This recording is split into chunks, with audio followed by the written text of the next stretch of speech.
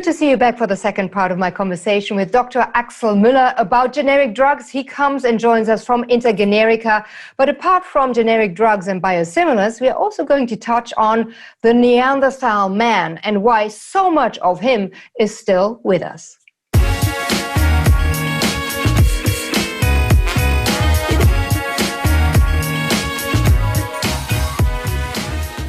Listen, talking about availability, and you mentioned it before, and I'm so happy you pulled it out, and that is the supply chain of pharmaceuticals, life-saving pharmaceuticals. Because of the pricing pressure, the consumer wanting good drugs, also from branded producers, we have started to outsource a lot. Reference pricing, you mentioned it early on, is one of the reasons. But the COVID-19 pandemic definitely showed what it means if you go for cheap rather than, okay, a bit more expensive, but in my backyard kind of production. Can you tell us a little bit what we learned from this experience at the beginning of 2020 from COVID-19 and these drug bottlenecks?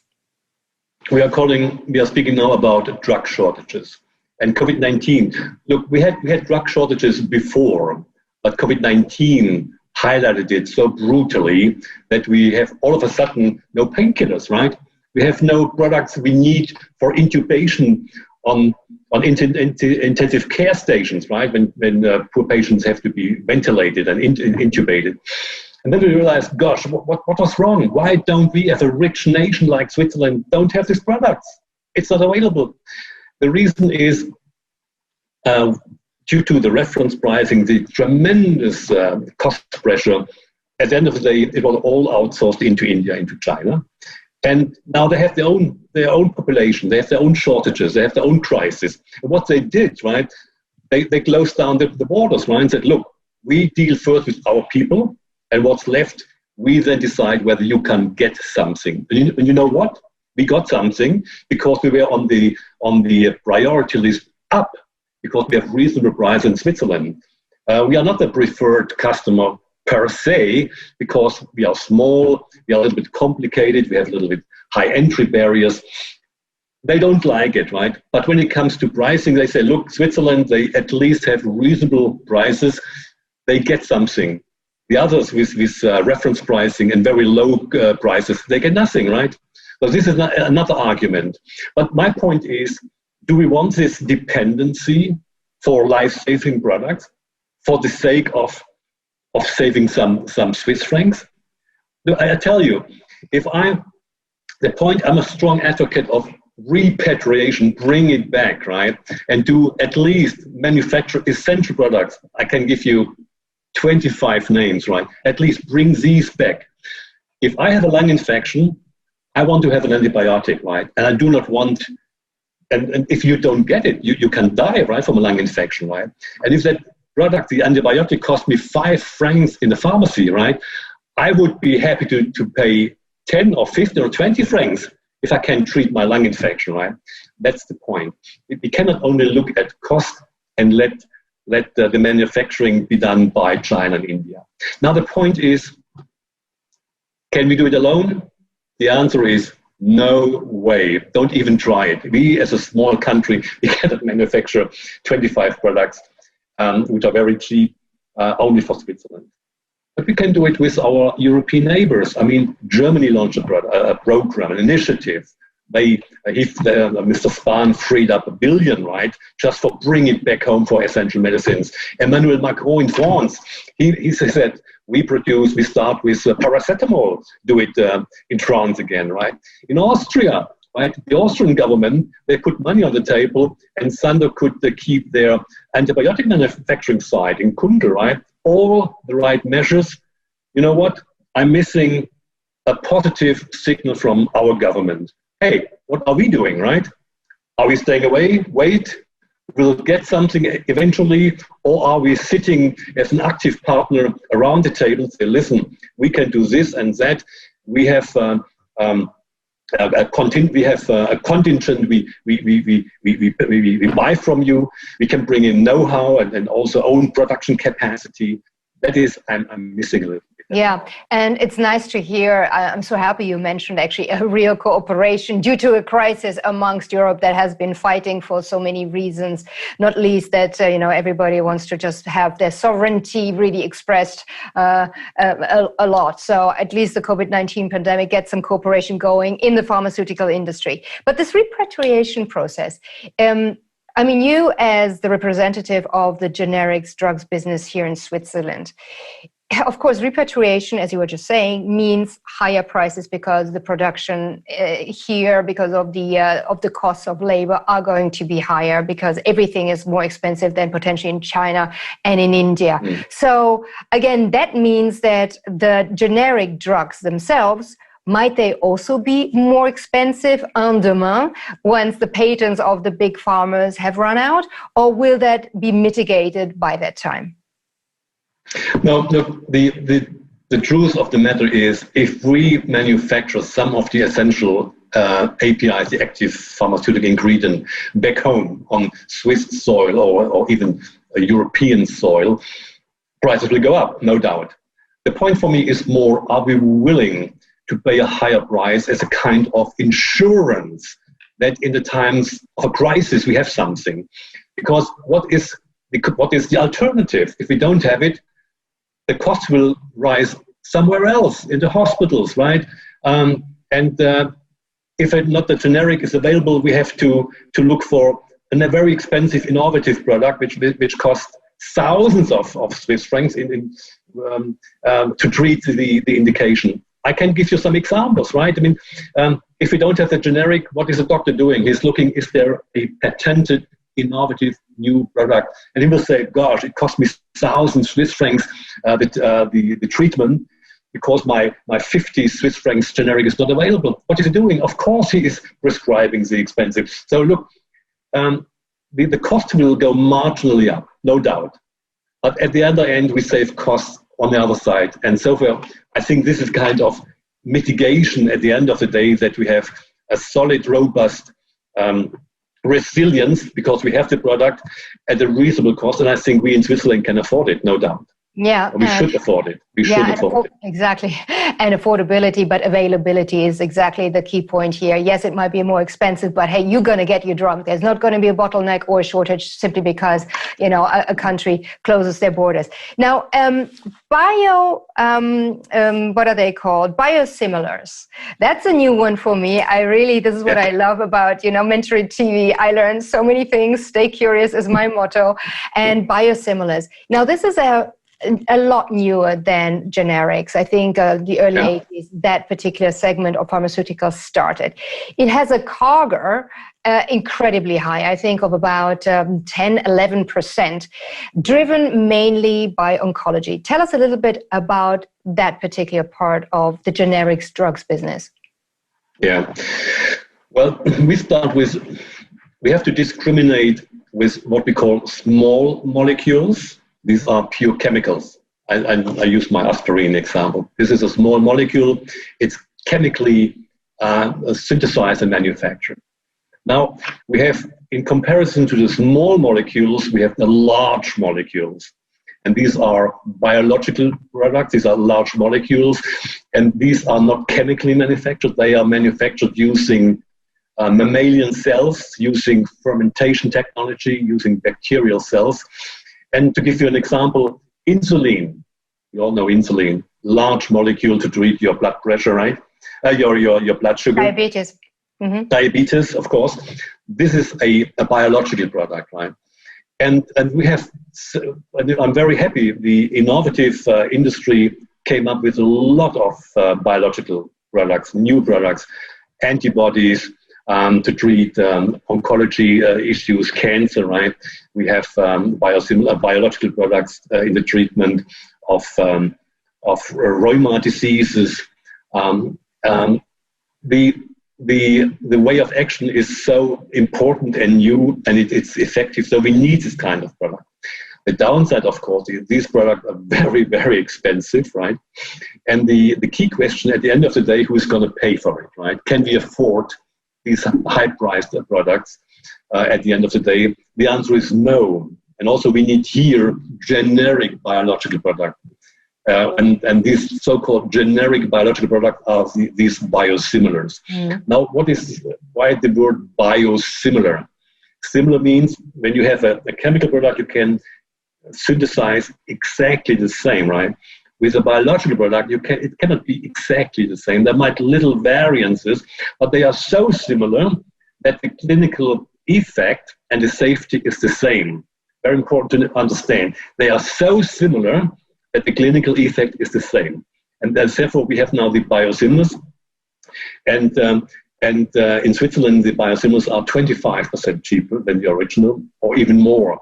So they have a lot of potential in saving of costs. So we have made some calculations. We have at least 100 million already we can achieve in savings using more biosimilars.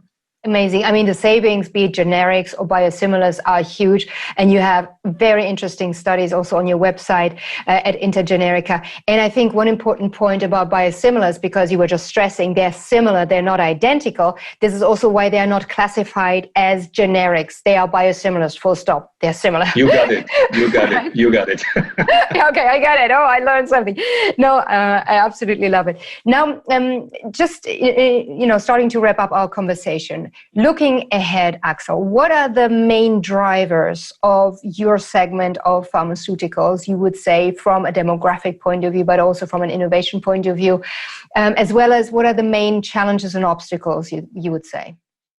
Let me quickly interrupt the conversation to say thank you that you are here with me on the channel. If you do enjoy what I'm putting out, the in-depth kind of conversations, then why don't you subscribe and also hit the bell button so I can keep you informed with our newest releases. Thanks for that in advance, and let's get back to the conversation. First of all, generics going to increase dramatically because we're all getting older.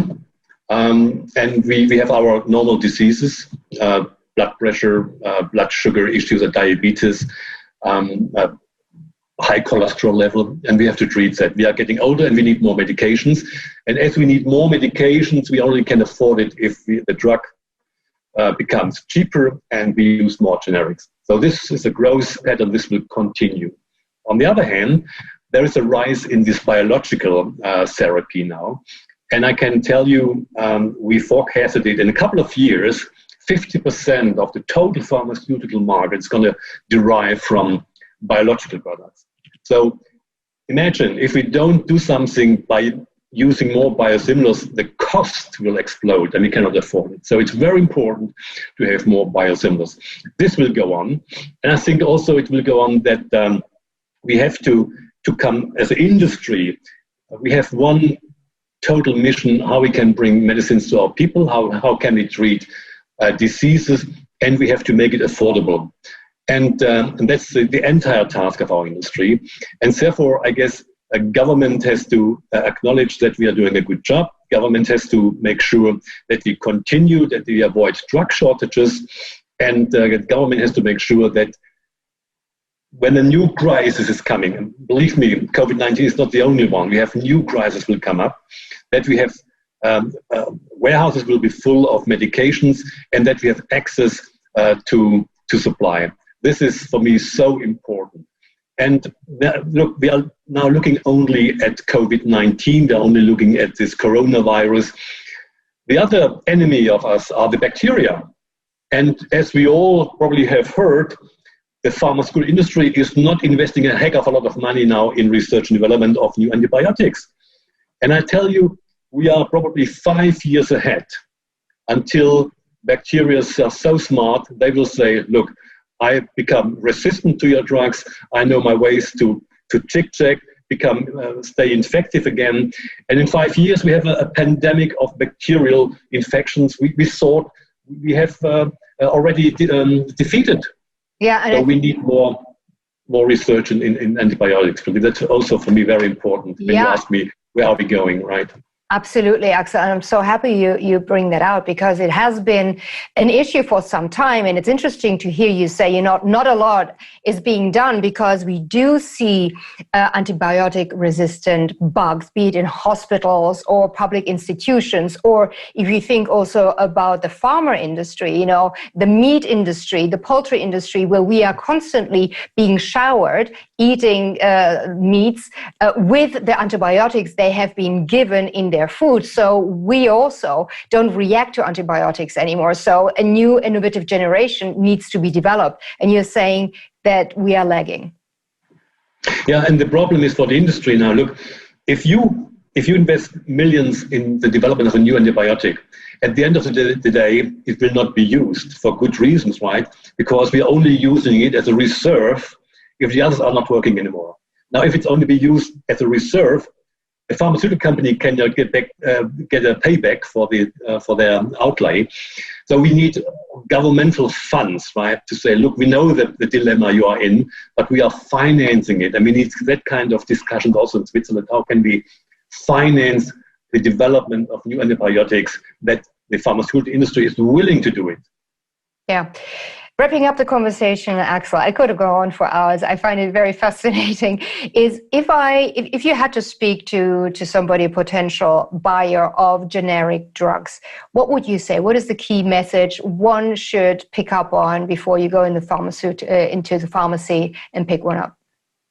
Yeah, first of all, you should know that a generic is exactly the same quality, the same efficacy, the same side effects, of course, and it has been approved by the same agency. So whenever you have the possibility, take it. You can take it for granted. It will be good for you, and you will save money in your own pocket, and you will save money for the society. And that money saved, right, that can be used for something else. They can be used for financing and antibiotic research. They can be used for repatriation of essential medicines. Do it, right? It's good for you and it's good for your society. Yeah. And if I'm not mistaken, just on the 3rd of November this year, Axel, there was this 7th annual Global Generics and Biosimilar Awards. And I think one of your members won Zenitva?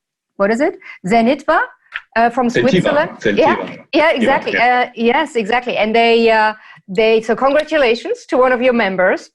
I think it's quite interesting to really see what generics are, the process of it. And what I get also from my research and our conversation, Axel, is that in a way, if you launch a new drug by, let's say, Pfizer or any of these big names, GlaxoSmithKline, Merck, then yes, you have gone through the clinical trials. Yes, it has been approved, for example, in the US by the FDA, but the long-term study and really using it for 10 or 15 years on people, isn't that the best proof that once the patent runs out, that the generic actually really has a guarantee, being an identical copy of the previously patented drug, that it will be okay in terms of side effects? I mean, exactly right. Look, I'm a pharmacist by training, right? And if I have the chance, do I take a new one, which is still under patent, which has been launched only a year ago? Or am I inclined to take something which has been on the market for 20 or even more years? Because with the old product, I know what are the side effects, what is the safety profile, what can I expect. I feel much better, right? Much better. So that's a good argument, right? If you have a generic, you know exactly what you can expect, what you get, and you know the side effects that you don't know with a new one, because there are seldom or rare side effects which can occur after millions of patients have it taken, right? Well, Axel, I thank you so much for also stressing this. And on a personal note, and I have to pull this out because I thought it was interesting, you also hold lectures apart from being trained pharmaceutical and the head of your Intergenerika association, the Neanderthal man inside us. What does that mean, the Neanderthal inside of you and me? What do you talk about when you hold your lectures? Patricia, you won't like it, but even you have 2 to 4% Neanderthal genes in your genome, right? Which we all have, Europeans, by the way. And yes, it's a fascinating story. Look, years ago, I had to decide, should I become a pharmacist and a pharmacologist, or should I become, that was my first priority, an anthropologist, right? That was for me so fascinating. And now, being at the end of my professional career, so to say, I come back to my old hobby and I study our ancestors. I study where are we coming from, where do we go as the Homo sapiens, and I look very carefully at the Neanderthal man. And what I realized is, because we have 2 to 4% of genes of the Neanderthal man, we have also some diseases coming from that, right? There's a link of high blood pressure, there's a link of high cholesterol, there's a link of diabetes, which we can link to these old genes, very important. And most importantly is also the fact, look, we as Homo sapiens, we have been now on this planet for 300,000 years, right? 300,000 years.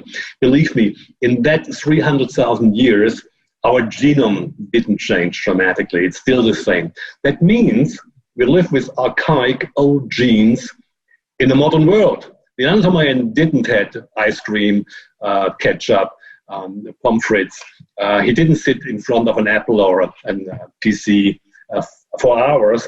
He walked 8 kilometers a day to dig out a root, or he picked up some fruit from a tree, or he eats some leftovers. The lion left the cadaver left over. That was it, right? So he had hunger, he ate less, and he walked a lot. The opposite of what we are doing. And that's the reason why we have some of these diseases. And I think from a managerial point of view, I was also CEO of various companies. In my old days, the CEO was saying, I only sleep 4 hours, I work 18 hours a day, I don't have only my work and nothing else. This is wrong. This is totally wrong. A new CEO should motivate the co-workers, be more, go out, do exercise, look at your nutrients, right? Look at your work-life balance. So important. This is for me also what we learn from the Neanderthal man, and therefore I give lecture on that subject. Axel, this is so fascinating. And of course, the link that there is a gene link between the Neanderthal man and diabetes surprises me, because I looked into the paleo diet and the way, the Neanderthals would eat. And as you were describing, very low in sugar, and even apples or fruit, they were very low in sugar. There weren't these wonderfully generated or even genome altered, juicy, ripe, sweet things.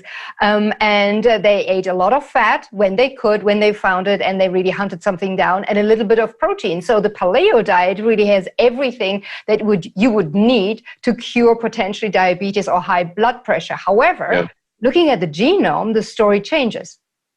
Yeah, look, the point is, it's a new interview probably. I can talk hours about that. The point here is, look, as a Neanderthal man, or as an Asian Homo sapiens, it was very important for us because we couldn't find food every day.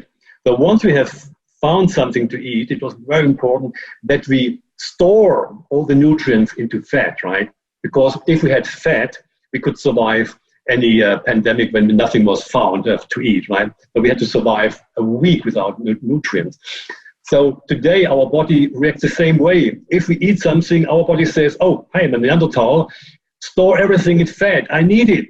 And that's the problem why we have so much obesity, and that's the reason, right? Exactly. And as far as the little that I know about it, it is actually the insulin that changes the energy that you take more than you need, that then converts you into body fat. And there might be the link of whatever calorie, be it high in sugar or not necessarily, will still be stored in fat. And you do need insulin. And the moment you have insulin out in the blood, that messes with your blood sugar level. Exactly right. That's the story, right? So the more insulin the Neanderthal man could put in the blood veins and in his blood levels, the more he could store fat, right? Now, we have the same, we are still the Neanderthal in a sense, but if we eat a little bit sugar, a little bit cookies and stuff, it will be on your hips, right? It will be on your tongue for seconds, on your hips for 6 months, right? That's exactly the Neanderthal problem. Exactly. And our problem today. Axel, thank you so much for joining us here on Mentoring TV. It was a true pleasure to talk about the generics drugs business, of course, biosimilars, dependency, drug dependency, or repatriation of it from the globe back, hopefully, to Europe, and also the Neanderthal man. I love it. Thank you so much for having joined us here. It was my pleasure. Thank you very much, Patricia. Thank you very much. And thank you, my dear Mentory TV community, for joining us again for another amazing conversation, this time with Dr. Axel Müller about the generics business and a lot more than that. I hope to see you soon back here on the channel. Bye.